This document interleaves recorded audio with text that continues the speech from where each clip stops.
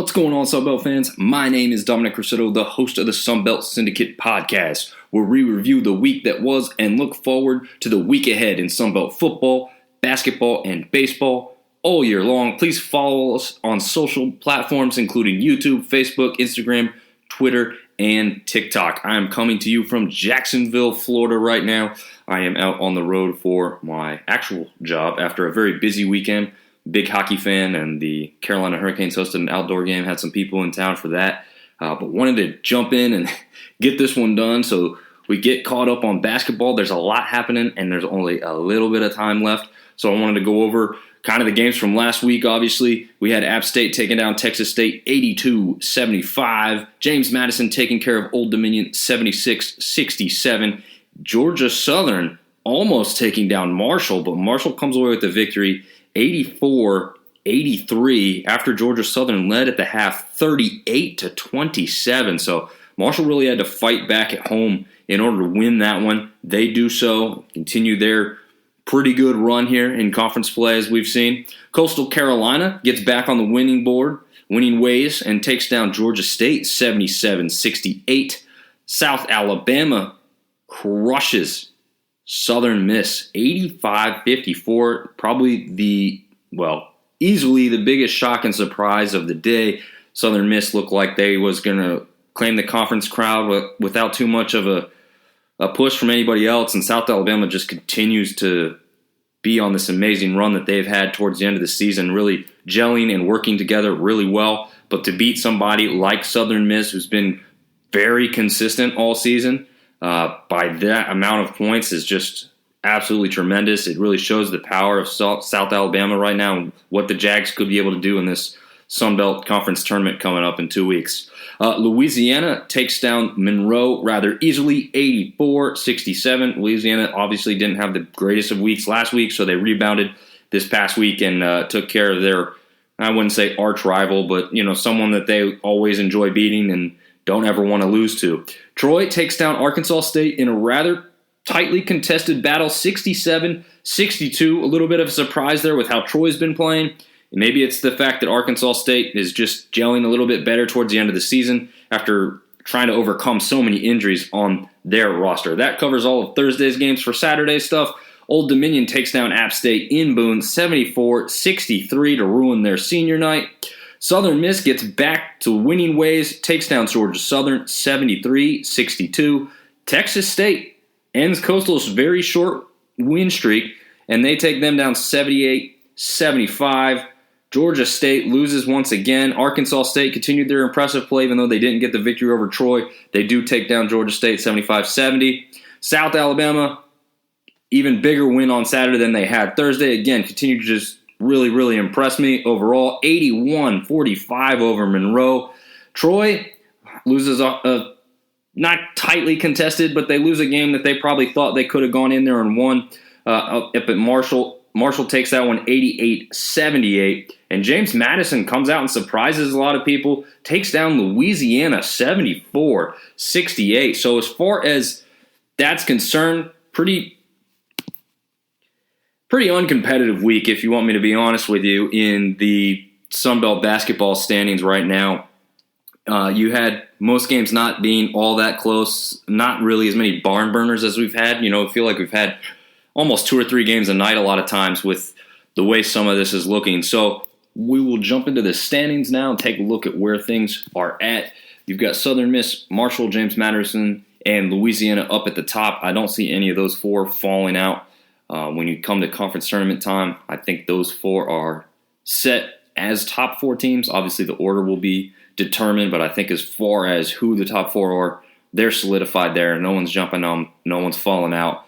All those teams in the middle, Troy, ODU, South Alabama, App State, UL Monroe, Georgia Southern, should probably stay there in the middle. Only question I have there is Texas State is just outside of that. The reason I'm questioning that is Texas State finishes with South Alabama and Southern Miss. So could they get one of those 2 upsets, possibly if they play really well and one of those teams plays down? But otherwise, I don't see them jumping up, and I think that will then solidify those bottom 4 being your bottom four no matter what happens this weekend. So that'll finish it off with Texas State, Coastal Carolina, Arkansas State, Georgia State. What we do know is that Arkansas State and Georgia State will finish last and second to last no matter what. They don't have the ability to jump over anybody with 2 straight wins or anybody else having 2 straight losses. So it'll be interesting to see how exactly these teams will match up. But as far as figuring out who are in those groupings for who's going to play on the first day, who's got the second day, and then who's going to get right into the semifinals, that's pretty easy to see at this point. It just remains to be seen where they're going to fall into those numbered slots and who they may be matched up against. The reason I don't see any of the 4 falling out, Southern Miss finishes with ODU and Texas State. Don't really see them losing either of those 2 games. Marshall finishes with James Madison and ODU.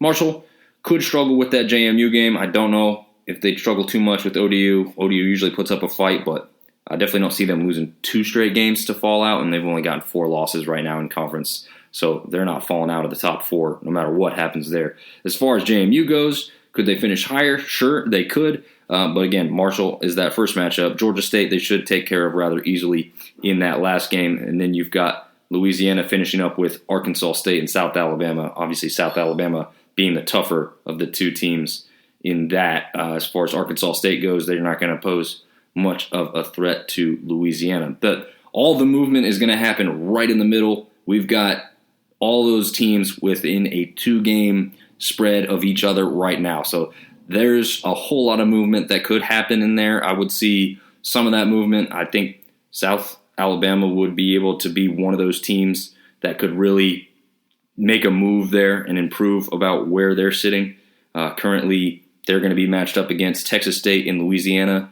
I think they could feasibly win both of those games. Obviously, Louisiana will be a tougher contest, but Texas State they should be able to take care of pretty easily. We've got ODU finishing with Southern Miss and Marshall. Again, I don't see them winning both of those games. Maybe they shock somebody and win one of. So not a big jump for them either way. App State finishes with Georgia State, Georgia Southern. So 2 very winnable games, but obviously Georgia Southern will be wanting to improve upon their standards. So not easy games, but winnable for both sides, really. Georgia Southern should be able to win those as well. The big question will be who does Monroe have to finish out, because they've been hot and now they're really cold right now. They are on a 5-game losing streak at the moment, so that doesn't bode well for them right before conference tournament time. They also played Troy as the first game, so that's not going to be easy for them. They do end with Arkansas State, so they should finish out the season with a win and get them to at least 8 wins, which would put them in that mid spot probably. I don't see them really jumping anybody with only 8 wins because App State, South Alabama already have those 8 wins.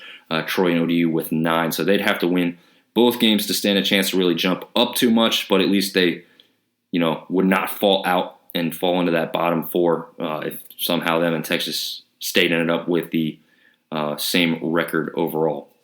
So that'll do it for a look at the standings. As far as who's hot and who's not going into that last week of play, you've got Marshall now on a 4-game streak, which is tied for the longest streak in the conference. South Alabama is actually the other team with a 4-game win streak. So those 2 teams really the hottest right now. James Madison just behind them, having won 3 in a row. So right time to be playing very well. And if they carry that into that last week, it's probably going to bode well and transition over well to that conference tournament time, especially for South Alabama, who had a struggle more to start the season and have come into their own here towards the end. As far as teams on the other end of that spectrum, you've got Monroe, who's lost 5 straight, as well as Georgia State. Monroe could get hot, shoot well from 3, and rebound decently if they can get a little bit better, even if they're not winning every game. But if they can get a little bit better from 3 again this week, they can maybe take that into the tournament and help them in that aspect. But as far as Georgia State goes, I'm not sure if anything's going to really turn the tide for them that much, looking like they might finish in dead last in the conference going into the tournament. But again, everyone makes this tournament. No one's going to be left out. Everyone's going to have a fighting chance. I certainly think that a week or 2 ago, South Alabama was really going to be your sleeper. I don't think they're a sleeper anymore at this point with what they've done as they continue to win and really win in impressive fashion overall. So right now, I would say your other team to look out for that you maybe consider a sleeper at this point is really Troy. They've been hot and cold a lot this season, but when they've been good, they've beaten some pretty good teams. But they've had some struggles when they can't put a full game together. Might have a really good first half and not a good second half, or vice versa. But if they get hot at the right time, I think that's a team who could be an outsider that could have a chance at winning this. As far as one of the better teams that may not make it as far, to me, that's James Madison. I don't think that they have maybe the inside presence they need. They also don't shoot well from three consistent enough. They do have just a solid team overall. I just don't know if they have the type of team built for a strong tournament run. And if they happen to do it, then maybe they stand a good chance in the NCAAs because of how their team is built. It's a little different than having good shooters from the perimeter and a really strong presence on the inside. But as far as my thoughts, that's what I would say and think there. So that's really a look at where we think things might end up as far as we get into this last week of play. It's going to get really exciting. We'll be doing all of the usual previews, maybe something a little bit different than what we have been doing just to mix it up a little bit. We will see. But look out for that on the social platforms. Follow along. Enjoy the basketball this week, and hopefully your teams do well. Thanks for listening.